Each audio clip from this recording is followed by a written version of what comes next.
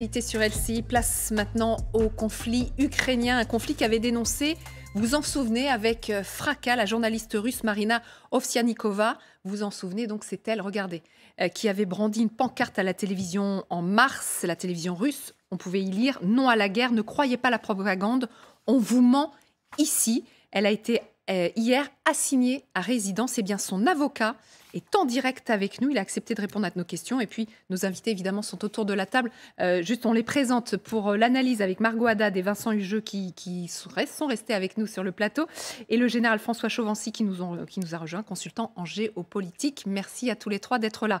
Donc, nous sommes en direct avec Dmitri Zagvatov. Merci infiniment d'être sur LCI cet après-midi. Vous êtes avocat de Marina Ovsiannikova, pardon. D'abord, on voulait prendre ces nouvelles. Comment va-t-elle?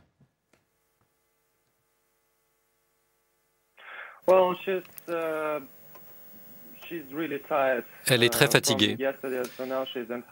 Elle est très fatiguée. Depuis hier, elle est à la maison, elle se repose. Après son jugement hier et les événements précédents. Alors le jugement hier, justement, elle a été assignée à résidence, et ce jusqu'au mois d'octobre. Comment ça va se passer? Est-ce que vous avez plus d'informations? Elle va être étroitement surveillée?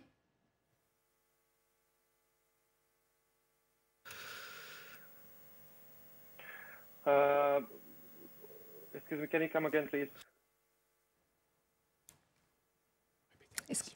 Est-ce que... Alors, j'espère que la traduction suit. Je vais répéter la question, mais c'est bon. D'après le jugement, on lui a interdit d'utiliser Internet, on lui a interdit de rendre visite à qui que ce soit, d'avoir des invités, et elle a bien sûr l'interdiction de sortir de chez elle, donc elle restera assignée à résidence jusqu'à octobre, et ensuite les enquêteurs pourraient prolonger la période d'encore 2 mois. Donc il est difficile à dire dès à présent combien de temps cette enquête va durer et quand la véritable affaire commencera à être étudiée. Ça veut dire que le parcours judiciaire risque d'être long. Est-ce qu'elle encourt toujours 10 ans de prison?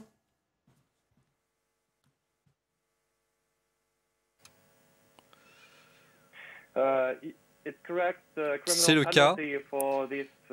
La peine pour ce genre d'accusation peut être 5 à 10 ans de prison, mais dans son cas, ça pourrait être une peine en sursis. Ah, ça peut être du sursis. Est-ce qu'elle était un exemple en Russie, ou est-elle un cas isolé? Est-ce qu'il y a une contestation qui monte contre la guerre en Ukraine ou pas?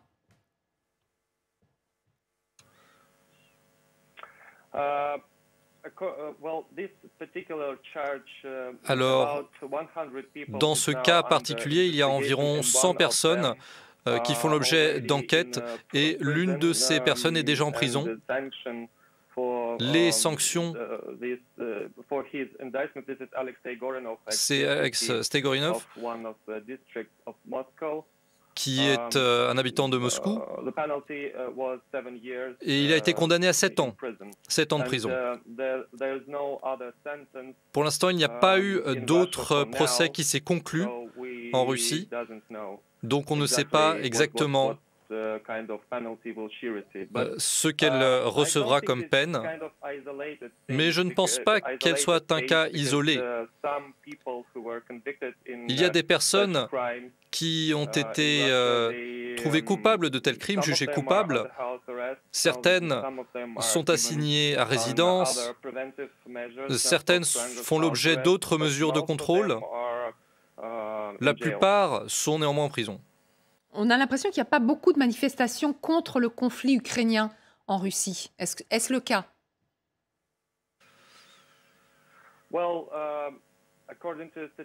D'après les statistiques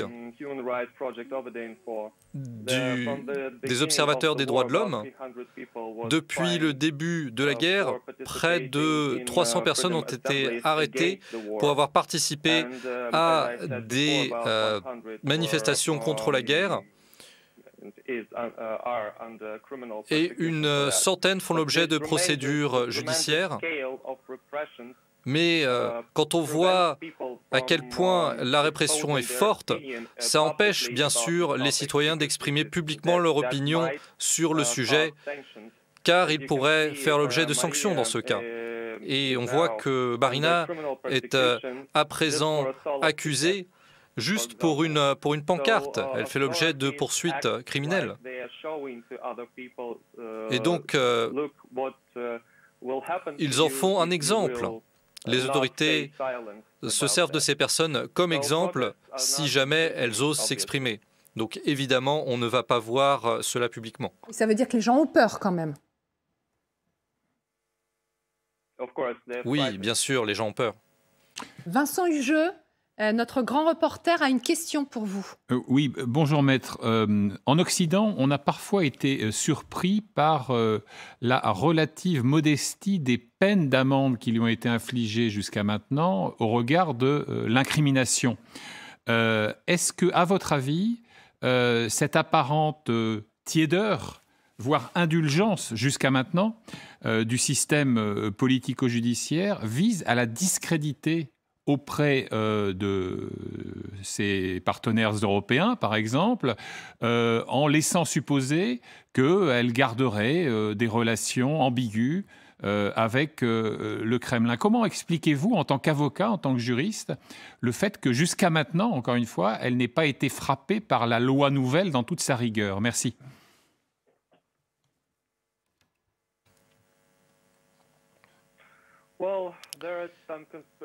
Alors, il y a effectivement des théories du complot sur ses relations avec le Kremlin, mais évidemment, ce n'est pas la vérité, parce que si l'on veut révéler des complots sur les services secrets, il faut toujours s'imaginer ce qu'ils cherchent à accomplir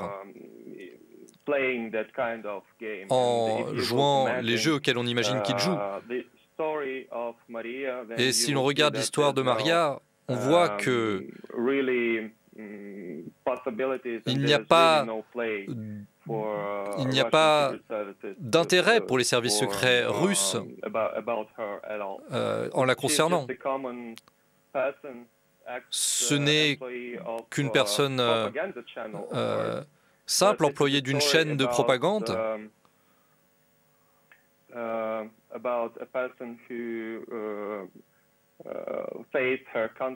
c'est l'histoire simplement d'une personne qui a fait ça en son âme et conscience.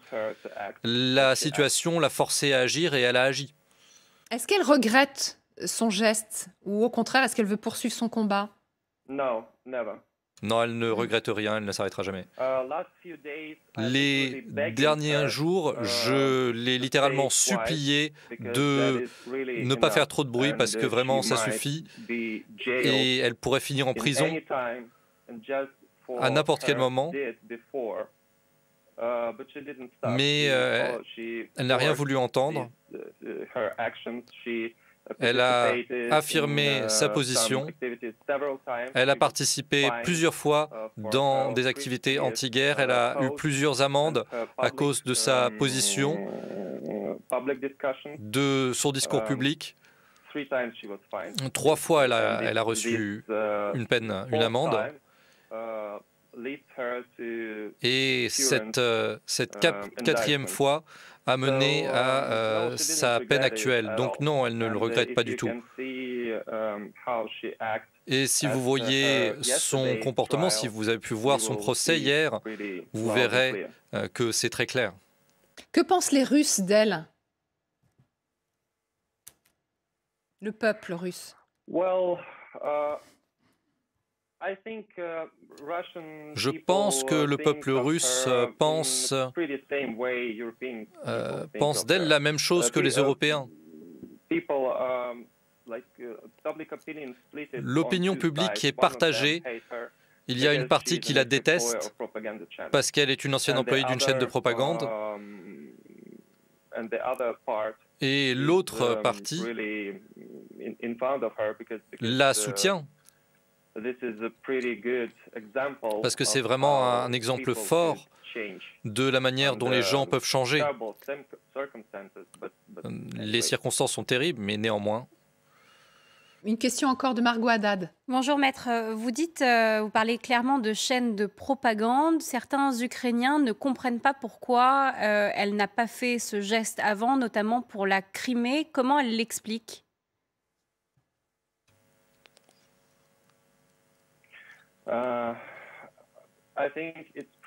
Je pense qu'il est très évident que ça dépend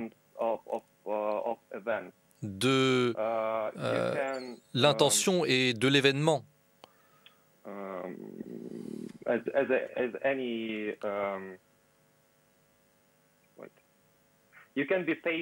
On peut être patient avec certains événements, mais c'est devenu de plus en plus dur pour elle de supporter cela.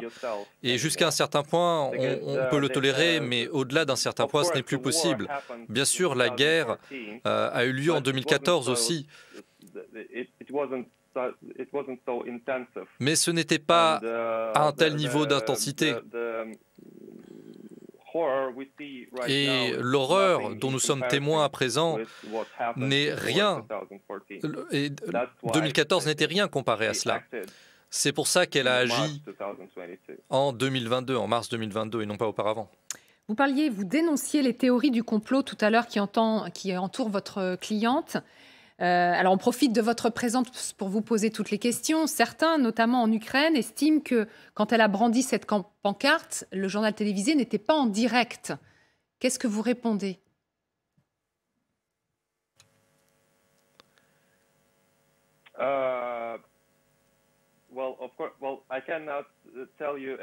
Alors, je ne peux pas vous répondre exactement parce que je n'y étais pas. Je ne regarde pas la télévision. Et je n'ai pas non plus d'amis qui ont la télévision. Depuis 2011, quand la télévision est devenue une simple organisation de propagande sur toutes les chaînes, sans exception.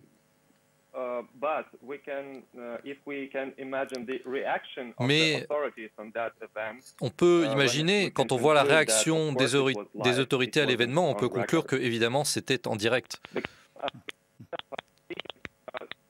Alors l'interprète s'excuse, mais il y a des problèmes de son. Bon. Oui, difficile de comprendre vos derniers mots. Pardon, maître, on espère que la connexion va pouvoir se rétablir. Juste pour une dernière question, Vincent Hugeux. Oui, maître, si vous m'entendez, lorsque votre cliente a été employée par le média allemand Die Welt et envoyée en reportage en Ukraine, il semble qu'elle ait reçu un accueil pour le moins tiède, voire froid en Ukraine. Est-ce que ces réactions hostiles ou réservées suscitent chez elle une forme d'amertume? Est-ce qu'elle comprend ou ne comprend pas les méfiances qu'elle peut inspirer aujourd'hui, y compris en Ukraine, en dépit de ses prises de position? Merci.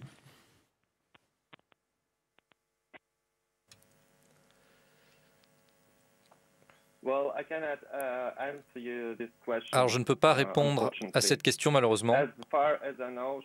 Pour autant que je le sache, elle a vraiment soutenu l'Ukraine depuis le début du conflit. Elle s'est vraiment engagée pour ce pays. Elle m'a raconté des histoires où elle embrassait des Ukrainiens en Ukraine. Donc, ce n'est pas vraiment quelque chose, une position très commune. Tous les Ukrainiens ne la détestent pas. Il y a des personnes qui l'ont vraiment accueillie, qui la comprennent, qui l'ont aidée et qui, voilà, ont l'attitude des positives. Oui. On revient sur ce que vous nous avez dit. Vous nous avez parlé d'une femme encore combative, mais fatiguée. Donc, vous nous avez dit que ça y est, l'assignation à résidence avait commencé. Elle est totalement isolée aujourd'hui.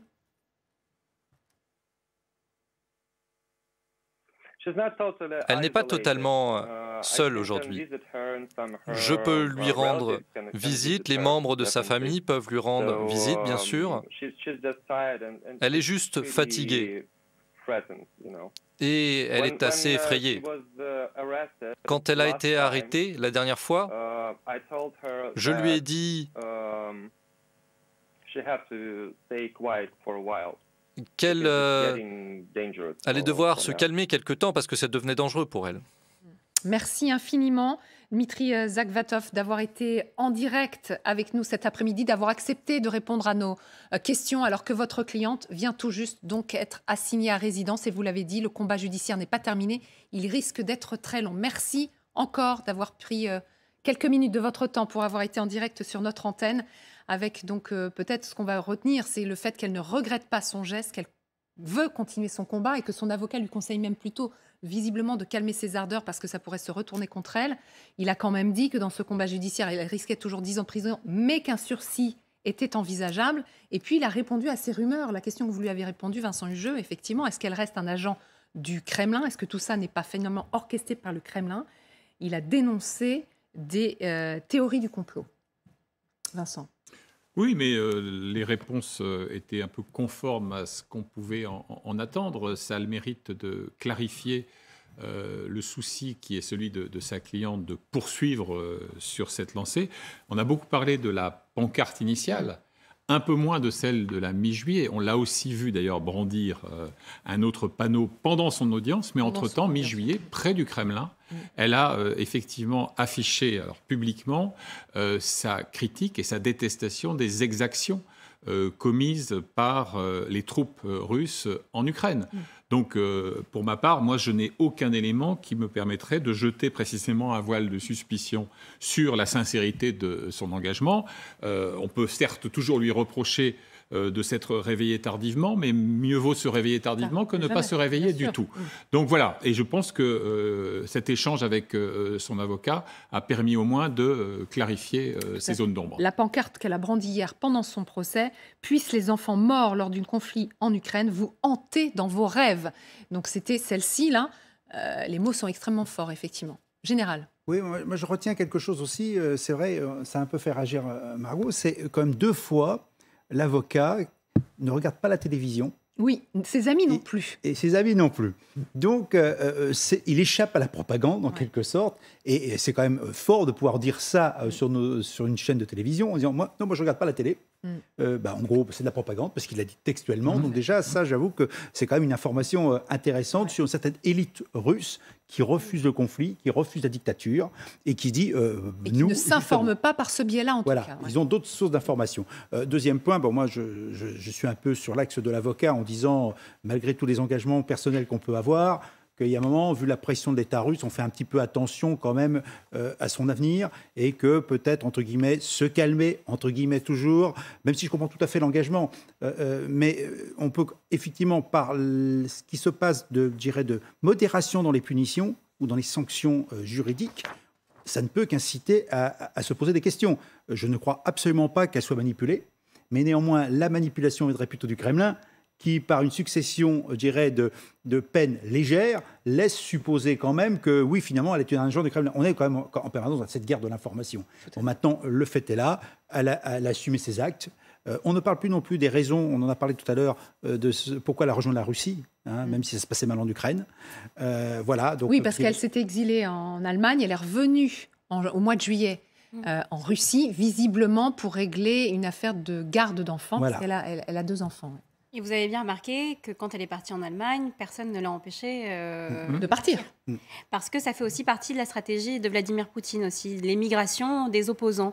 On le voit, très peu des opposants restent sur le territoire ou sont emprisonnés parce que justement, ça alimente un certain discours que Vladimir Poutine ne veut pas voir sur son territoire. Et donc, il pousse depuis quelques années à l'émigration des opposants russes pour qu'ils ne restent pas sur le territoire russe et pour qu'ils ne puissent pas galvaniser certains partisans. Il y avait cette interview extrêmement intéressante dans Le Monde aujourd'hui de Ilya Yachine, Poutine, 39 ans, qui est un collaborateur de Navalny, qui justement répondait aux questions du Monde depuis sa prison, qui est lui un des rares à être emprisonné sur le territoire russe et qui a fait le choix justement de rester pour pouvoir s'adresser d'une certaine manière encore à la population russe pour qu'il y ait une certaine forme d'opposition. Mais il faut tout de même garder en tête que ces petites amendes, la longueur du procès, ça peut aussi participer à cette stratégie de voir si potentiellement cette journaliste va vouloir quitter le territoire pour enlever un opposant en plus. Ouais, Quand l'appareil policier russe veut empêcher quiconque de quitter le territoire national, il a tous les moyens de le faire. Donc, quand on laisse partir quelqu'un, c'est simplement qu'effectivement, on fait le choix de faire sortir, en quelque sorte d'évincer des facteurs de subversion. C'est la raison pour laquelle vous avez tant de jeunes Russes, garçons et filles, des élites de Moscou et de Saint-Pétersbourg, par exemple, qui se retrouvent aujourd'hui dans les pays baltes ou en Europe occidentale, au Canada, voire aux États-Unis. Jamais personne ne les a empêchés de partir.